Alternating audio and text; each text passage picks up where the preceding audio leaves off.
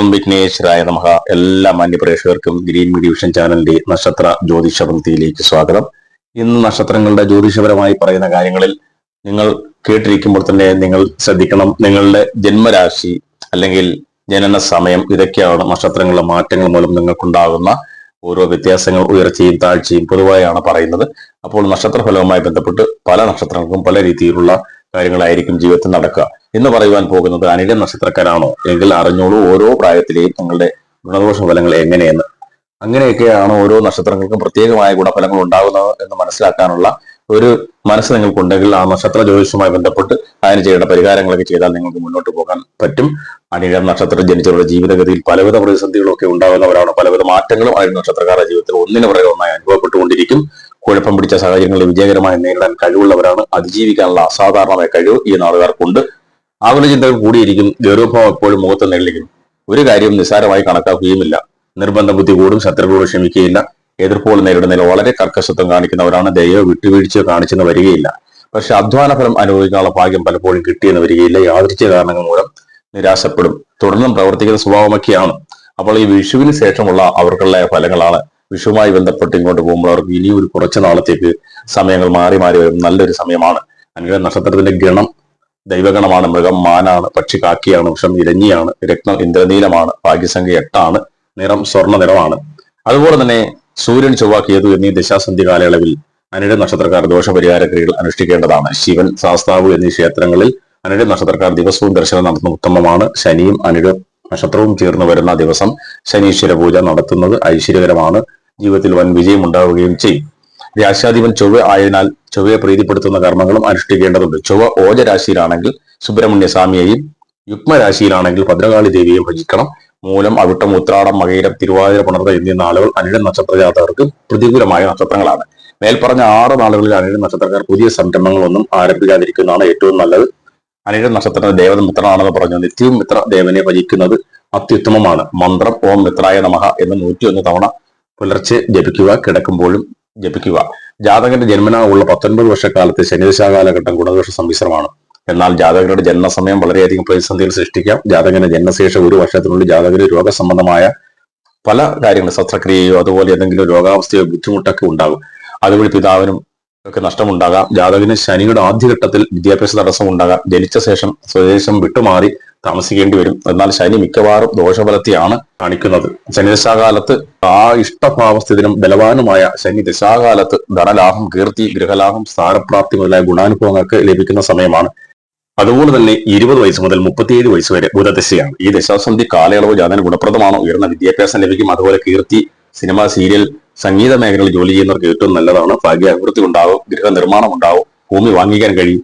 വിവാഹം തുടങ്ങിയ കാര്യങ്ങളൊക്കെ സാധിക്കുന്ന സമയമാണ്.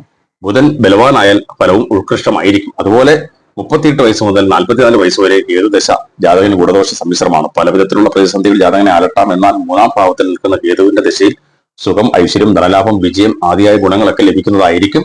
അതുപോലെ 45 വയസ്സ് മുതൽ 65 വയസ്സ് വരെ ശുക്രദശാസന്ധിയാണ്. ഈ കാലയളവ് ജാതകന് ഗുണപ്രദമാണ്. പലവിധത്തിലുള്ള നേട്ടങ്ങളും അംഗീകാരവും ധനലാഭവും ഉണ്ടാകും. ഭൂമിലാഭം, ഗൃഹനിർമ്മാണം ഒക്കെ ഉണ്ടാകും. സന്താനങ്ങളുടെ വിവാഹം തുടങ്ങിയ ഈ കാലയളവ് സിദ്ധിക്കുകയും ചെയ്യും. അതുപോലെ കീർത്തി മുദ്രകളൊക്കെ ലഭിക്കുന്ന ഒരു സമയമാണ്. പ്രതീക്ഷിക്കാത്ത ഭാഗ്യങ്ങൾ തേടിയെത്തും. എന്നാൽ നീചത്തിൽ നിൽക്കുന്ന ശുക്രന്റെ ദശാസന്ധിയിൽ ധനനഷ്ടം ചിലപ്പോഴൊക്കെ ഉണ്ടാകാനുള്ള ഒരു കാരണമൊക്കെ ഇതുകൊണ്ട് വരും. അതുപോലെ തന്നെ 66 വയസ്സ് മുതൽ 72 വയസ്സ് വരെ ആദിത്യ ദശയാണ്. ഇഷ്ടഭാവത്തിൽ ബലവാനായി നിൽക്കുന്ന ആദിത്യന്റെ ദശാകാലത്ത് പലതരത്തിലുള്ള അംഗീകാരങ്ങളും നേതൃത്വ സ്ഥാനവും പൊതുജന അംഗീകാരവും തുടങ്ങിയവയൊക്കെ ലഭിക്കും. എന്നാൽ ബലഹീനനായ ആദിത്യൻ പലവിധ പ്രതിസന്ധികൾ സൃഷ്ടിക്കും. അതിൽ നിന്നൊക്കെ തെന്നി മാറി പോകുന്ന രീതിയിലായിരിക്കും ജീവിതം. 73 വയസ്സ് മുതൽ 83 വയസ്സ് വരെ ചന്ദ്രദശയാണ്. ഈ ദശാസന്ധി കാലയളവ് ജാതകന് പൊതുവെ ഗുണപ്രദമാണ്. പൂർണ്ണചന്ദ്രന്റെ ദശാകാലം കൂടുതൽ ഗുണകരമായി തീരും. കീർത്തിയും അംഗീകാരവും സിദ്ധിക്കും. ബലഹീനനായ ചന്ദ്രന്റെ ദശയിൽ പ്രതിസന്ധികളൊക്കെ കുറച്ച് നേരിടേണ്ടി വരും. എങ്കിലും നല്ലൊരു സമയമാണ് ജാതകർക്ക് പൊതുവെ. അതുപോലെ തന്നെ 84 വയസ്സ് മുതൽ 90 വയസ്സ് വരെ കുജദശയാണ്. ജാതകർക്ക് പൊതുവെ ഗുണദോഷ സമ്മിശ്രമാണ് ഈ ദശാസന്ധി കാലയളവ്. ഉച്ചത്തിൽ നിൽക്കുന്ന ചൊവ്വയുടെ ദശാകാലം ജാതകർക്ക് ഗുണപ്രദമായിരിക്കും. എന്നാൽ നീചത്തിൽ നിൽക്കുന്ന ചൊവ്വയുടെ ദശാകാലം ജാതകന് ചെറിയ ചെറിയ പ്രതിസന്ധികളൊക്കെ സൃഷ്ടിക്കും. അതുപോലെ 96 മുതൽ 114 വയസ്സ് വരെ ജാതകന്റെ ദശാകാലം പൊതുവെ ദോഷപ്രദമാണ്. ആദ്യഘട്ടം ഗുണദോഷ സമ്മിശ്രമാണെങ്കിൽ പിന്നീട് ദോഷപ്രദമായിരിക്കും. കാരണം ഒരുപാട് നാള് ആയുസ്സുള്ള ഒരു നക്ഷത്രമാണ് അനിഴ നക്ഷത്രം എന്നാണ് പറയപ്പെടുന്നത്. ആ നക്ഷത്രത്തിന്റെ പ്രത്യേകതകൾ എന്ന് പറയുന്നത് അവർക്ക് ജീവിതത്തിൽ അനുഭവിക്കാൻ അനുഭവമായ കാര്യങ്ങളുമൊക്കെ ഇവർക്ക് വന്നുകൊണ്ടേയിരിക്കും. പക്ഷെ പലതും നല്ല സമയത്ത് അനുഭവിക്കാൻ കഴിയില്ല. കാരണം അവരുടെ ജീവിത സാഹചര്യം അങ്ങനെയായിരിക്കും, അല്ലെങ്കിൽ ചില പ്രാരാബ്ദങ്ങളൊക്കെ ഏറ്റെടുക്കേണ്ടി വരും. നല്ല രീതിയിൽ മുന്നോട്ട് പോയാൽ പോലും അവർക്ക് അതിന്റെ പ്രതിഫലം ലഭിക്കില്ല. അനിഴ നക്ഷത്രക്കാരുടെ പൊതുവേ ഉള്ളൊരു പ്രശ്നമാണ്. അതുകൊണ്ട് അനിഴ നക്ഷത്രക്കാർ ചെയ്യേണ്ടത്, നിങ്ങളുടെ രാശിപ്രകാരമുള്ള സമയങ്ങളൊക്കെ നോക്കി നിങ്ങൾക്കുള്ള പ്രശ്ന പരിഹാരങ്ങൾ, ശനിദോഷം ഉണ്ടെങ്കിൽ അതൊക്കെ മാറ്റി ശനിദോഷ പരിഹാരങ്ങൾ, ശനി പൂജയൊക്കെ നടത്തുക. അതുപോലെ പിതൃദോഷങ്ങൾ ഉണ്ടെങ്കിൽ മാറ്റിയെടുക്കുക. ഭൂമി പൂജ ചെയ്യണമെങ്കിൽ ഭൂമി പൂജ ചെയ്യുക. ക്ഷേത്ര ദർശനങ്ങളെ നടത്തുന്നതും അതുപോലെ തന്നെ അടുത്തുള്ള സ്ഥിരമായ ദേവീക്ഷേത്രങ്ങളിലൊക്കെ പോയി അതിരാവിലെ ഒന്ന് തൊഴുതിട്ട് വരുന്നത് നമുക്ക് നല്ലതായിരിക്കും. വീടിനടുത്ത് ദേവീക്ഷേത്രമുണ്ട്, തീർച്ചയായും പോയി രാവിലെ നടക്കാൻ പോകുമ്പോഴും ഒക്കെ നിങ്ങൾക്ക് ഒന്ന് കയറി ചെറിയ ഒരു മൗനപ്രാർത്ഥനയൊക്കെ നടത്തുന്നതാണ്. എപ്പോഴും ഈ ശനി ഇങ്ങനെ കൂടെ നിൽക്കുന്ന ഒരു നക്ഷത്രമാണ് അനിഴ നക്ഷത്രം. അതുകൊണ്ട് ശനിദോഷ പൂജകളൊക്കെ നടത്തി അതിൽ നിന്നും ഒരു നല്ല വിടുതൽ നിങ്ങൾക്ക് ഉണ്ടാക്കിയെടുക്കാൻ കഴിയണം എന്നുള്ളതാണ് പറയുന്നത്. അതുകൊണ്ട് തന്നെ ഈ പറയുന്ന വർഷങ്ങളും പ്രായങ്ങളും ഒക്കെ ഓരോരുത്തരുടെയും പ്രത്യേകമായ രാശിപ്രകാരം, അവരുടെ ജീവിത രീതി പ്രകാരം, അല്ലെങ്കിൽ ജനനസമയപ്രകാരം, ദശ പ്രകാരമൊക്കെ ആയിരിക്കും അവരുടെ ജാതകത്തിൽ പറഞ്ഞതുപോലെ തന്നെ മാറ്റങ്ങളൊക്കെ വരാനുമുള്ള ഒരു സമയമുണ്ട്. ഓരോ വർഷം കഴിയുമ്പോഴും പ്രായത്തിന്റെ വ്യത്യാസം അനുസരിച്ചും അല്ലെങ്കിൽ നമ്മുടെ ജീവിത രീതി അനുസരിച്ചും ഒക്കെ മാറ്റങ്ങൾ ഇങ്ങനെ വന്നുകൊണ്ടിരിക്കും.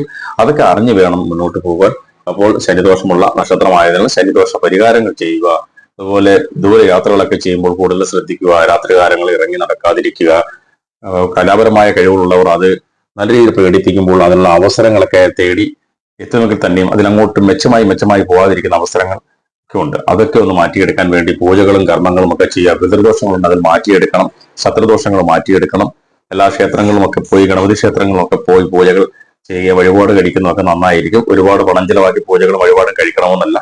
ചെറിയ ചെറിയ നീരാഞ്ജനം പോലെയുള്ള, അല്ലെങ്കിൽ നമ്മുടെ കടുംപായസം പോലെയുള്ള കാര്യങ്ങളൊക്കെ ചെയ്യുന്നതായിരിക്കും. അങ്ങനെയുള്ള കാര്യങ്ങളൊക്കെ ചെയ്ത് മുന്നോട്ട് പോയുള്ള ദൈവീകമായ ഒരു അടുപ്പം കൂടുതൽ ദൈവത്തോടടുത്ത് വരുമ്പോൾ ശനിയുടെ ഒരു വ്യവഹാരം കുറെ മാറി പോകും എന്നുള്ളതാണ് ഈ അനിഴ നക്ഷത്രക്കാരുടെ ഏറ്റവും വലിയ പ്രത്യേകത. അതൊക്കെ അറിഞ്ഞു വേണം നിങ്ങൾ പ്രായോഗികമായ ജീവിതത്തിൽ പ്രയത്നിക്കുവാനും അതുപോലെ പ്രയത്നിക്കുന്നതിന് പ്രതിഫലം കിട്ടുവാനും ഒക്കെ വേണ്ടിയിട്ട് നിങ്ങൾ ചെയ്യേണ്ടത്. ഏതായാലും അനിഴ നക്ഷത്രക്കാർക്ക് സമയം മാറിയും തിരിഞ്ഞും ഒക്കെ വന്നുകൊണ്ടിരിക്കും. നക്ഷത്രം നല്ലൊരു നക്ഷത്രമാണ്, അലങ്കാര ഗോപുരം പോലെ നിൽക്കുന്ന ഒരു നക്ഷത്രമാണ്. പക്ഷേ അതിന്റെ പ്രതിഫലം ചില അനിഴ നക്ഷത്രക്കാർക്ക് ലഭിക്കില്ല. ചിലപ്പോൾ അവർക്ക് ഇതൊക്കെ അനുഭവിക്കാനുള്ള ഒരു സമയം കഴിയും. നല്ലൊരു പ്രായപരിധി ആകുമ്പോഴായിരിക്കും നല്ല യോഗം ലഭിക്കുക, അല്ലെങ്കിൽ ഒരു ഭാഗ്യം ഉണ്ടാവുക, ലോട്ടറി അടിക്കുന്ന പോലെ എന്തെങ്കിലുമൊക്കെ കിട്ടുക. അപ്പോൾ ചിലപ്പോൾ ആ ഒരു പ്രായത്തിന്റെ സമയം കഴിഞ്ഞായിരിക്കും അത് മറ്റുള്ളവർ ഗുണപ്രദമാകും എന്നുള്ളതാണ്. ഇതൊക്കെയാണ് അനിഴ നക്ഷത്രത്തിന്റെ ചില പ്രശ്നങ്ങൾ.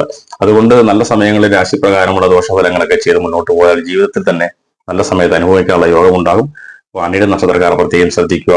നിങ്ങൾ ദൈവത്തോട് കുറച്ചുകൂടി അടുത്ത് നിൽക്കുന്ന രീതിയിലുള്ള പ്രവർത്തനങ്ങളൊക്കെ വേണം. ക്ഷേത്ര ദർശനങ്ങളൊക്കെ നടത്തി വേണം മുന്നോട്ട് പോകാൻ. ഇതൊക്കെയാണ് അനിഴ നക്ഷത്രത്തെ കുറിച്ച് പറയാനുള്ളത്. അപ്പോൾ നക്ഷത്രപരമായി ബന്ധപ്പെട്ട കാര്യങ്ങൾ താഴെയുള്ള നമ്പറിൽ വിളിക്കുക. ആ നക്ഷത്രപരമായി ബന്ധപ്പെട്ട കാര്യങ്ങൾ പലർക്കും പല രീതിയിലായിരിക്കും അനുഭവപ്പെടുന്നതുകൊണ്ടാണ് പറഞ്ഞത്. ഓരോ രാശിക്കാർക്കും ഓരോ പ്രത്യേകതകളുണ്ട്. അപ്പോൾ ഇത്രയും നേരം ഈ ജ്യോതിഷപങ്ക്തി കേട്ടിരുന്ന എല്ലാവർക്കും നല്ല നമസ്കാരം. ഇനിയും അടുത്ത ഒരു ജ്യോതിഷപങ്ക്തിയുമായി വീണ്ടും എത്തുന്നതായിരിക്കും. ഇതുവരെയും ചാനൽ സബ്സ്ക്രൈബ് ചെയ്യാത്തവർ സബ്സ്ക്രൈബ് ചെയ്യുക, ലൈക്ക് ചെയ്യുക, ഷെയർ ചെയ്യുക.